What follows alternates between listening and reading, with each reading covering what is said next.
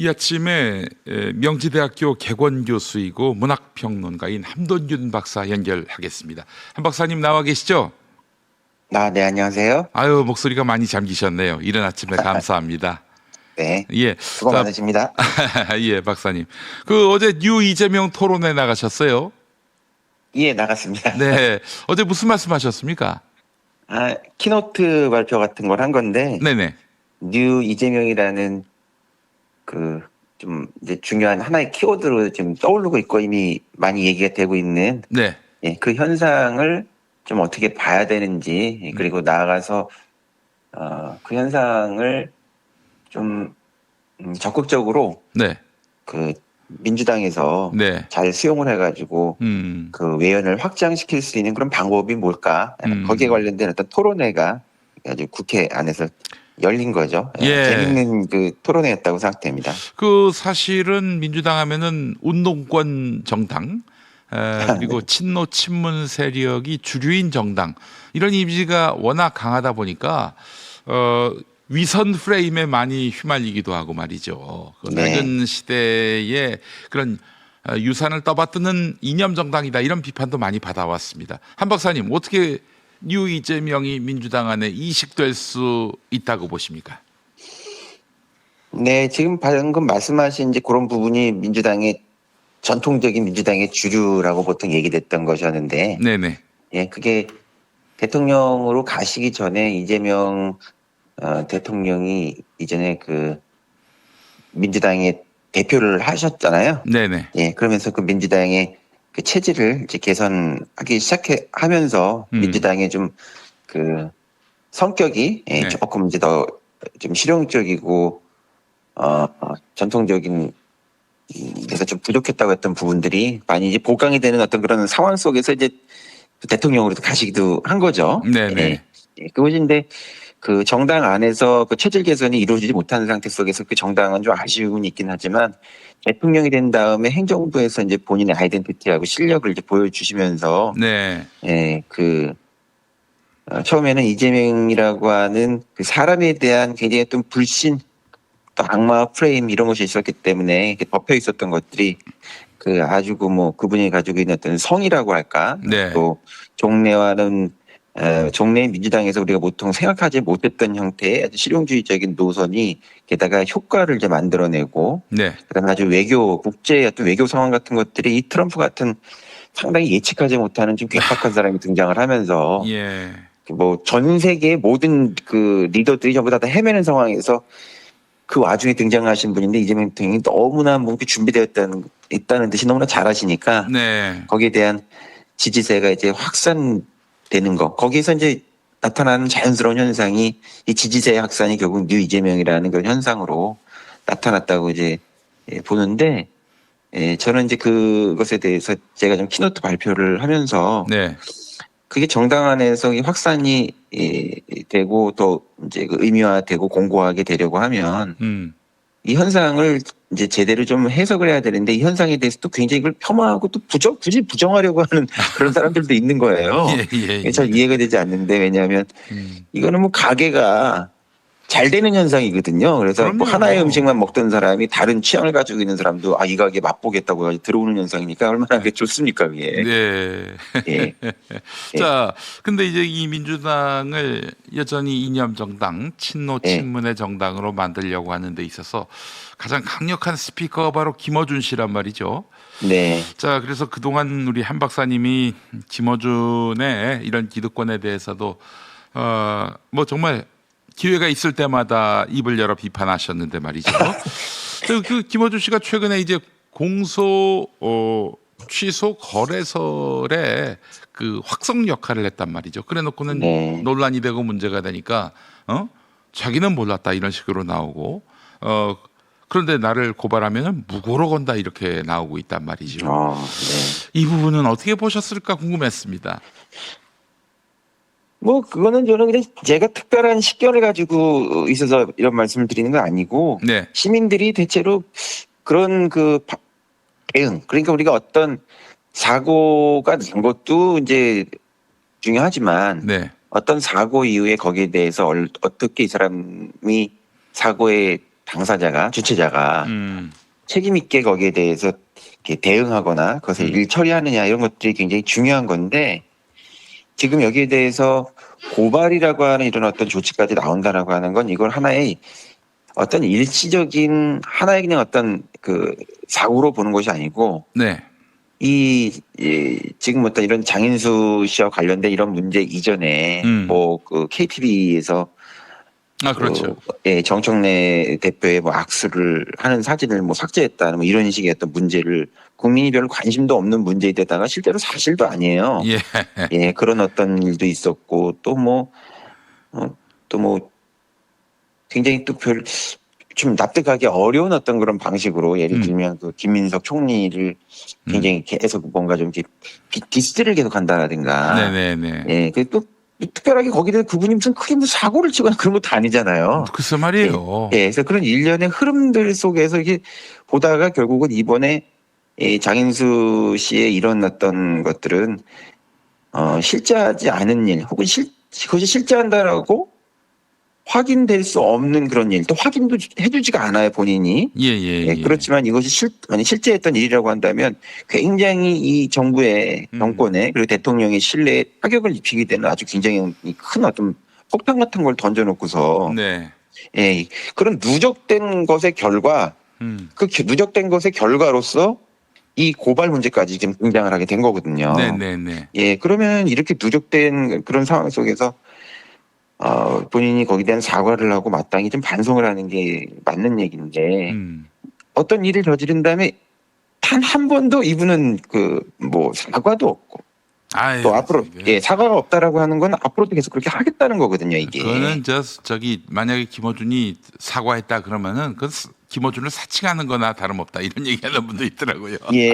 그래서 이게 지금 고발 문제까지 이게 등장하는 건 자율적으로 스스로 이 문제에 대해서 해결할 의지 자체가 보이지 않으니까 이런 형태의 고발 문제까지 등장을 하는 거예요. 그러면 이게 본인이 얼마나 좀 사회적으로 신뢰 위기에 봉착했는지 좀 아시고 이거를 자기의 채널을 보호하는 차원에서라도 이게 지금 좀 정신이 제대로 있는 사람이면 그럼 이거 굉장히 또 위기이고 그다음에 우리가 신뢰 위기에 봉착해 있고 이거 잘못하면 우리도 큰일 날 수 있겠구나 이런 생각을 해야 되는데 아직까지도 그런 생각이 없는 그런 거죠. 생각이 없어 보여요. 이게 보통 사회의 상식이나 사람들이 가지고 있는 생각으로는 이해할 수가 없는 일이거든요. 이게. 그러니까 이건 하나의 좀 굉장히 적반하장식의 이제 대응일 뿐만 아니라 자기 이 상황에 대한 어떤 메타 인지가 잘 되지 않고 자아가 굉장히 좀 팽창되어 가지고 그 객관성을 정말 우리 대통령 보고는 객관 강박이라고 말씀을 하셨는데 김어준이 본인은 지금 주관 강박이라고 해야 될까요? 주관 강박. 거의 뭐 객관적이라고 사람이 객관적이려고 노력한다라고 하는 것에 대해서는 그 칭찬해 줄 만한 것이 오히려 될 수 있지만 이 주관을 자기 주관이 그냥 이렇게 팽창돼 가지고 과잉돼 가지고 지금 사태를 좀 보지 못하는 이런 거는 참 문제가 있죠. 그리고 이게 문제는 앞으로도 계속 나는 이런 일들을 계속 하겠다. 할 수 있다.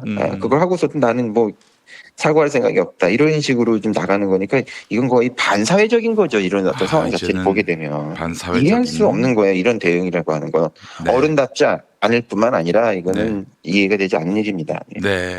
자, 이런 가운데 정청래 민주당 대표는 이 사안과 관련해서 그 이제 공소 취소 거래설과 관련해서 장인수 기자만 고발하기로 그 방향을 정한 것 같습니다.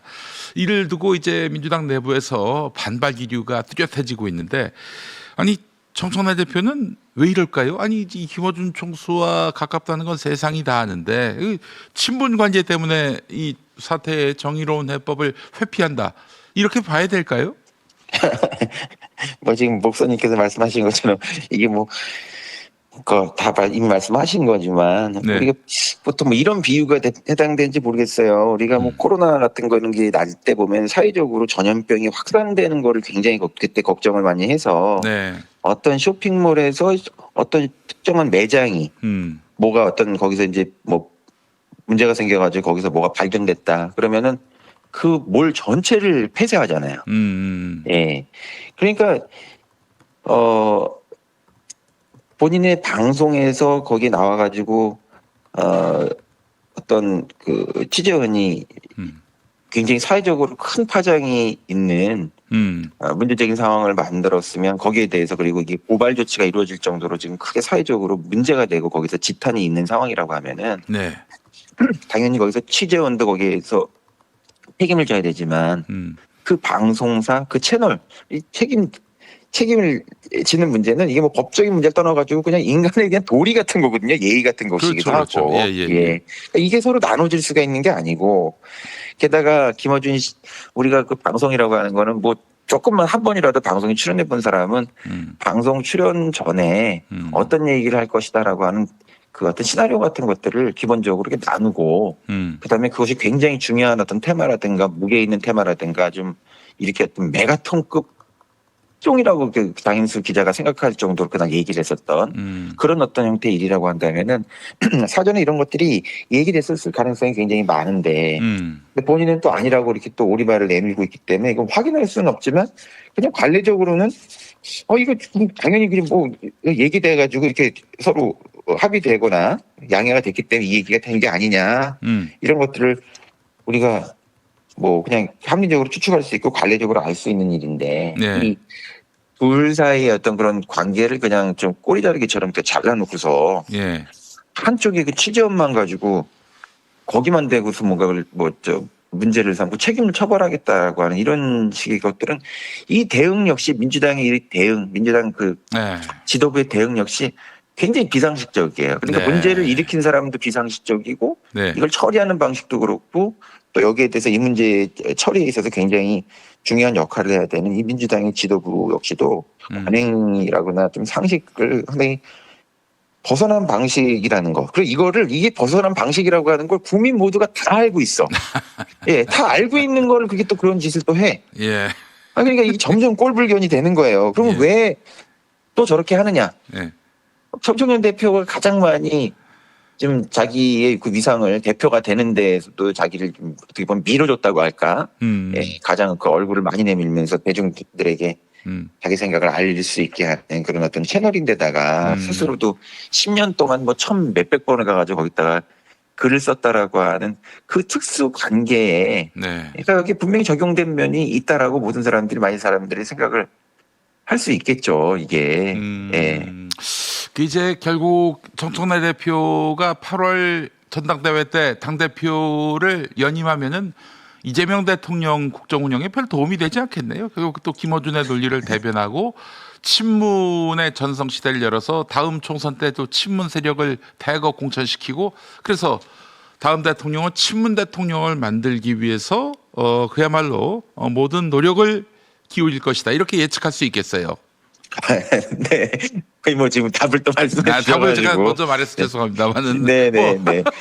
뭐 그 흐름이 예, 그동안 정청래 대표가 지금 조기 대선 이후에 한 9개월 정도 됐나요? 네네. 예, 그 기간 동안 있었던 행보가 정말 그 민주당이 해야 할 일, 그다음에 집권 여당으로서 집권 여당이기 때문에 그 행정부를 이재명 정부를 돕는 역할을 서포트 역할을 입법적으로 해야 되는 게 이제 이 여당인데 집권 네. 여당의 역할을 잘 수행하지 못했다. 게다가 행정부가 하는 일을 오히려 발목을 잡고 표면으로는 집권 여당이라고 하지만 그 안에서 어떻게 보면 약간 딴살림 차린 것처럼 예, 뭐 행정부가 가지고 있는 그런 아젠다도가 아니고 당원의 아젠다도 아니고 심지어는 동료 의원도 모르는 그런 어떤 형태로 합당 제안 같은 것들을 하면서 큰 분란을 일으키고 국민에게 스트레스를 준 게 지금까지 상황이기 때문에 그 왜 그러면 그렇게 하느냐.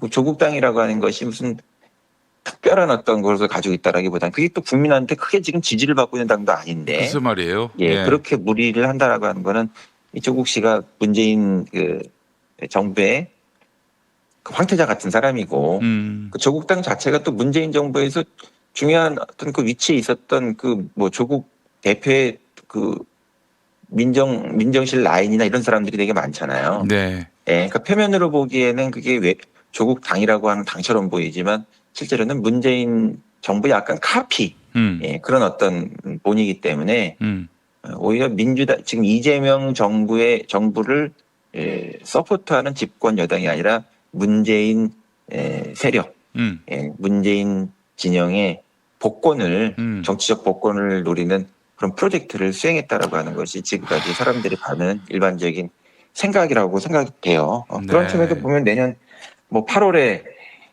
올해 8월. 올해 8월. 올해 8월이죠. 예. 올해 8월에 그런 대표라고 하는 거는 다음번 국회의원 공천권까지 쥐고 있는 글쎄 말이에요. 훨씬 더 파워가 있는 그런 대표가 되기 때문에 네. 그 다음에 행로가 어떻게 되리라고 하는 거는 뭐 지금까지 흐름을 그래프로 연결해 보면 뭐 눈에 너무 뻔하죠.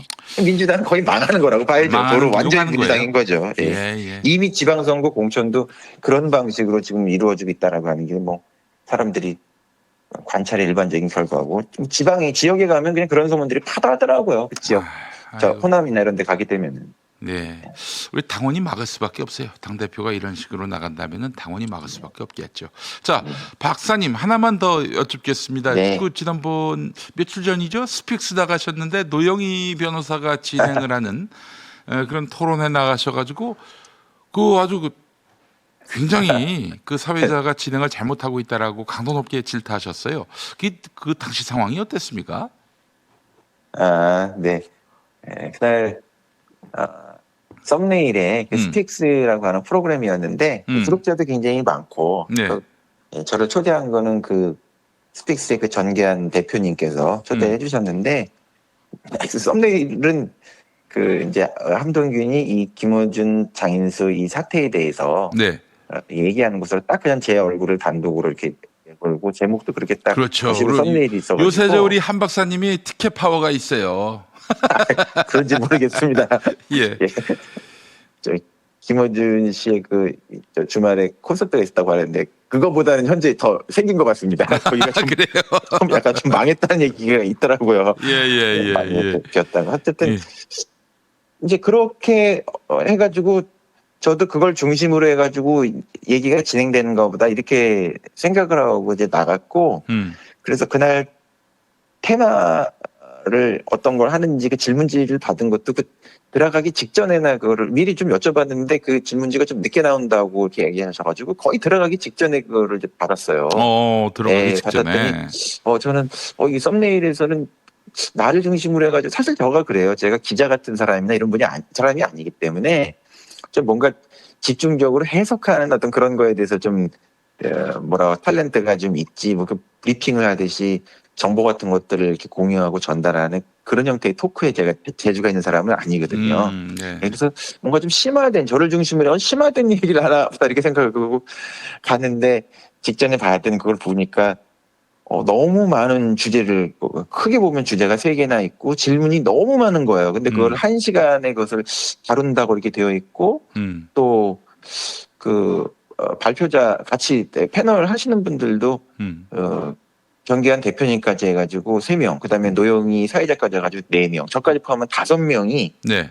굉장히 큰 주제 3개를 다룬다고 하고 너무 그 촘촘한 질문들이 많으니까 좀 그게 좀 약간 좀 납득이 잘 되지 않았죠. 이거를 이제 토론을 제대로 할 수 있을까? 썸네일로는 이 한 박사님이 오늘 김어준에 대해서 본격적으로 이제 비판하는 자리가 마련될 것처럼 사람들에게는 그렇게 인식을 시켰는데 실상 방송 진행하다 보니까 몇 마디도 못 하신 거예요. 그죠? 예, 그 안에서 말할 기회가 좀 없고 근데 대부분 그런 형태로 진행이 되려고 하면은 저를 중심으로 해가지고 주제 토론을 하게 하고 주변에 있는 분들이 거기에 대해서 의견을 이제 첨가한다든가 이런 방식으로 이게 진행되는 것이 맞죠. 좀 자연스러운 거고 좀 효과적인데 어쨌든 그것은 뭐 특별한 그 의도가 있었는지 그런 거 그렇게 생각하고 싶지는 않고 일단 그 토론의 그 방식 자체가 디자인에 그 미스가 있었다는 생각이 일단 좀 들고요.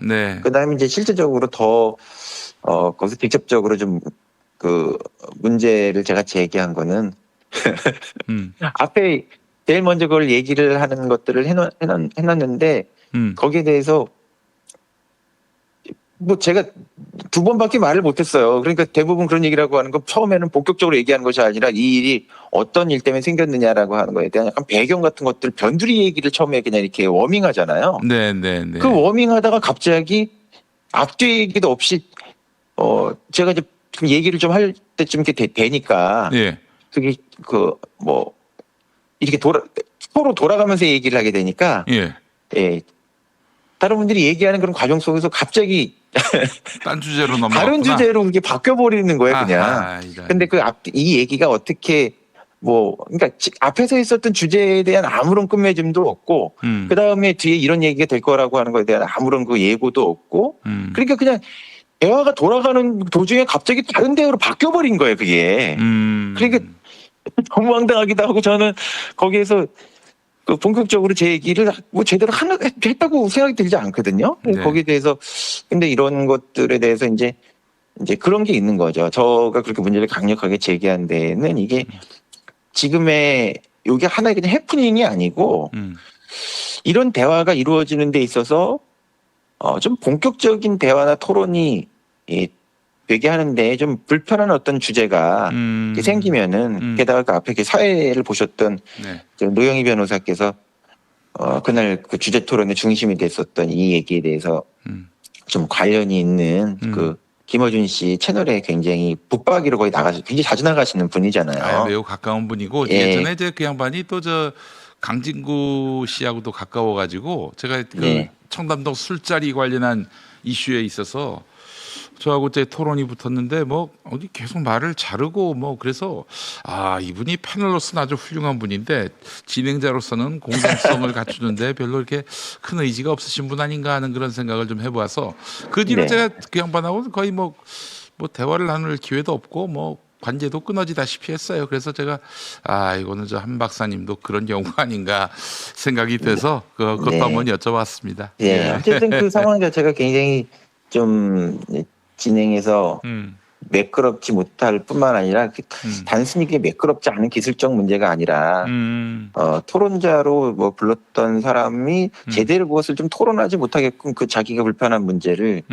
그냥 의도적으로 좀 이렇게 바꿔치기 해버리는 그건 아주 잘못된 거죠. 네, 그렇게 약간 좀 뭔가 알면서 우리가 그냥 눈앞에서 코백한다는 것처럼 그렇지. 약간 무슨 소매치기 당하는 그런 느낌인 예를 들면 비유로 얘기를 하면은 그냥 갑자기 이게 뭐지? 그러니까 이제 그 상황을 그대로 이렇게 우리가 수용해서 받아들이게 되면은 그런 방식으로 이루어지는 그 토론의 어떤 약간의 제가 관찰했었던 그런 관행, 문제 인식을 또 그대로 또 수용하는 것에 이제 불과한 것처럼 되는 것 같아가지고 제가 좀 강력하게 문제를 제기하긴 했는데 거기서 또 저도 좀 그것에 대해서 전혀 예상하지 않은 상황에서 일어난 것에서 제가 좀 약간 우욱한 면도 있기 때문에 좀 뭐 이렇게 좀 사과를 하기도 했고 노영희 변호사님도 또 마지막에 사과를 하기도 하셨어요 서로 그렇게 이제 되긴 했지만 그 상황 자체는 좀 우리가 생각해 볼 만한 그런 어떤 장면이기 때문에 스픽스의 관점에서 제가 좀